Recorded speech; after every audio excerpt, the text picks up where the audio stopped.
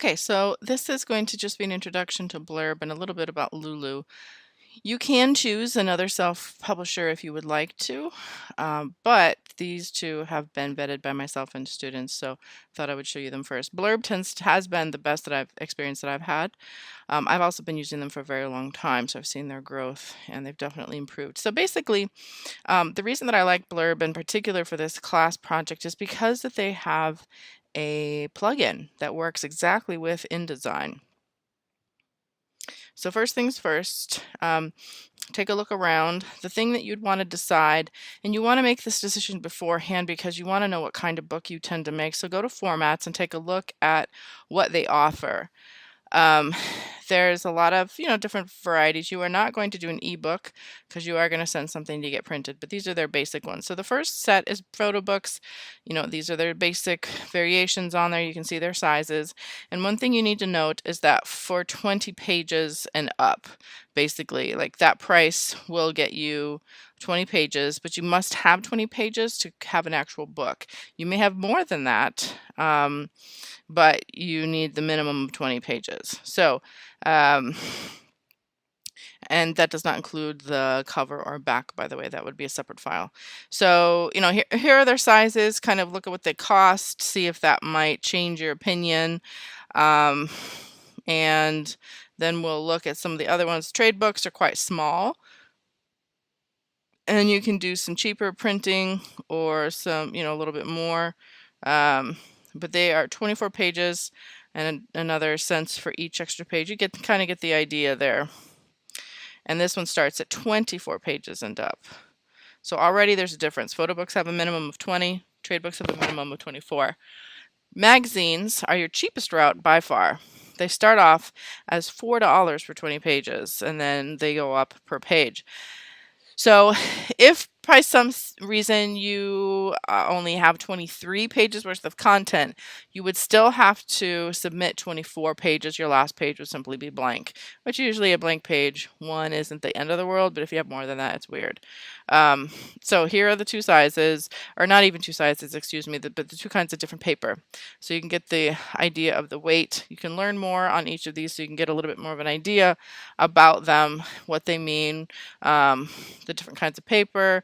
The binding for this one is perfect binding. Basically, it means that after the pages have been folded and collated and they are glued to the cover.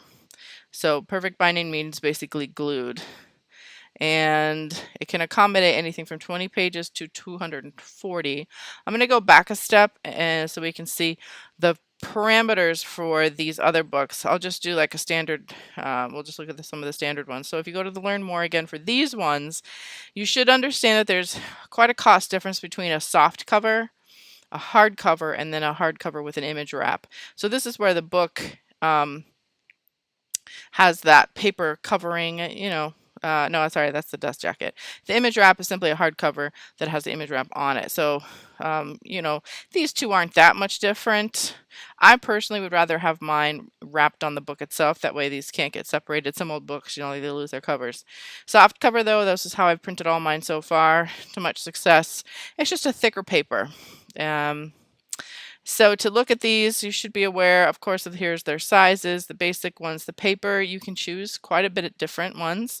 I've always gone with the standard and have had really good results, but you can go quite heavy.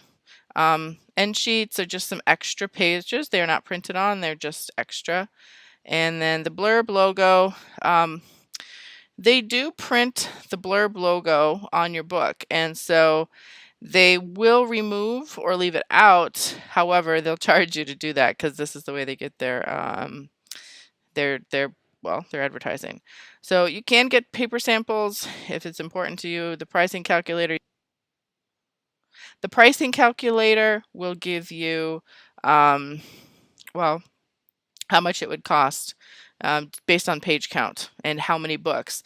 The more pages you get, that doesn't change the price, but the more books you get, that can lower it after a while. So anyway, take a look at that. Now, the next part I want you to go to is to the Create button. And once you get to it, there are some different things to look at up here. There's creation and layout tools is where I would like you to go.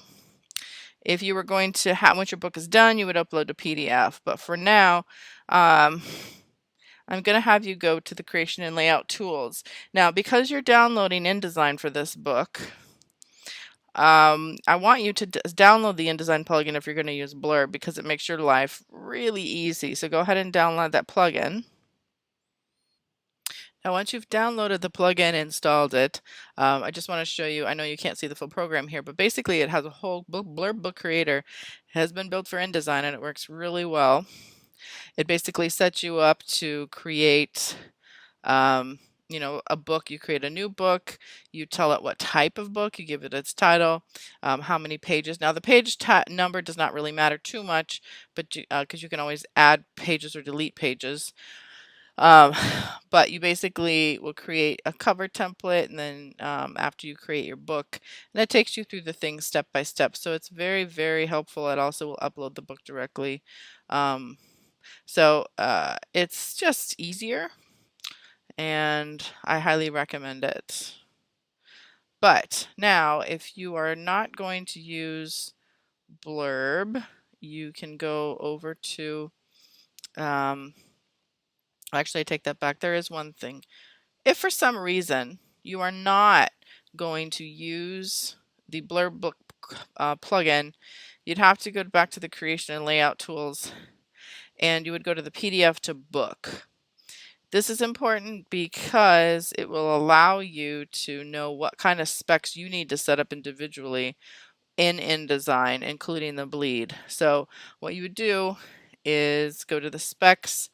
You would tell it, you know, what size you're planning on doing. You would go to the specifications, type in how many pages.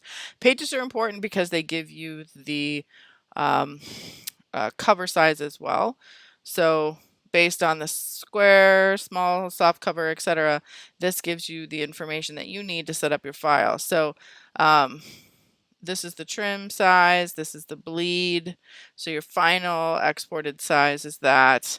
It gives you the sizes for your margins, etc. So just know you don't have to use the plugin, but it certainly makes your life a little bit easier.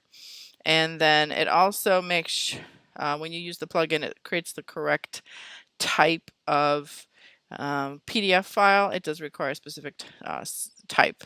Anyway, I can also give that information to you if you choose not to use the plugin and you choose to use Blurb. Moving on to Lulu, it's a little bit different. I will say that the quality is much lower. The difference between Blurb and this one is that Blurb uses basically inkjet process, and they generally, the color is quite spot on. I've never had major issues with them. However, this one is a toner-based printer, and so they generally print quite dark. If you are going to use them, just know that they use toner, which means the pages are shiny. They basically look like photocopies, and nice photocopies, but still photocopies, and they are darker. So that just is that's just a symptom of being toner based. It's not a fault of theirs. It's just how those printers work. So to compensate, you might have to make your files, if they're images, lighter, and use those. Now here you would go to create your book, or you can go to the create your book down here. And then again, in a similar fashion, you have to choose what kind of book. Obviously yours would be print. And then you would choose what kind in amongst that area, what kind you want. For this one, for example, if you do a trade, you can see there are some specs down here that you would need to be aware of. What you need to really pay attention to is right here. Their minimum and maximum are different than Blurb, so you have to be very careful. These ones can be cheaper though, because you can actually print in black and white. If you just do, let's see, a standard premium paperback, US letter. They don't have as many nice sizes to choose from, but they do have a slightly different size than Blurb. This one requires a minimum of 32. So if you're like, dang, I only have 20 pages of content, Lulu is not going to be your place to go for much of your choices. They require a bit more pages. You can also change For some of the options, what kind of binding you want. I would avoid the coil bound at all costs unless you have to have it for like a recipe book, but generally the perfect bound looks better. Saddle stitched can only be used for very small books. Those are it's literally just staples. The perfect bound takes signatures of books, which is a stack of folded paper, um, and together, and glues it with the next stack of folded paper together, so they can be quite a few signatures to create a perfect bound book, because remember that perfect bound means glued. All right, so anyway, those are the basic differences. Now, there are no real templates for here except for Word. So your best idea here would just be to get the sizes. They do not use bleeds here, which should also give you an idea that they are not as professional in many ways. So if you have images that bleed all the way to the edge, it's possible that every once in a while you will get a tiny little bit of white on the edge, because there's not that much they can do to compensate except to blow up your image and chop it down. So overall, it's fine for some things, but overall I would more heavily recommend blurb. But take a look at both options, and sometimes the type of book might influence your choice of subject matter. So give me, just contact me if you have any questions with some of these things. I know that it can be a little bit overwhelming your first time looking through, but it's important that you look and you figure out what you want to do first in terms of your book, because you need to know, how many pages you plan to do, how large your images will be if you're doing images. Now, in terms of the book, just remember, it doesn't need to have very many images. I believe, for 5, and it has to have some text. So some people choose to do a photo book. Other people will choose to do like a poetry book. I've had people do coloring books, all sorts of different things, but just know that these really can be almost anything. And we are not doing a critique of these books, partly because sometimes stuff is sensitive for people. So this one just goes straight to the grade. But you can always ask me for input if you would like some critique before you send it to the printer.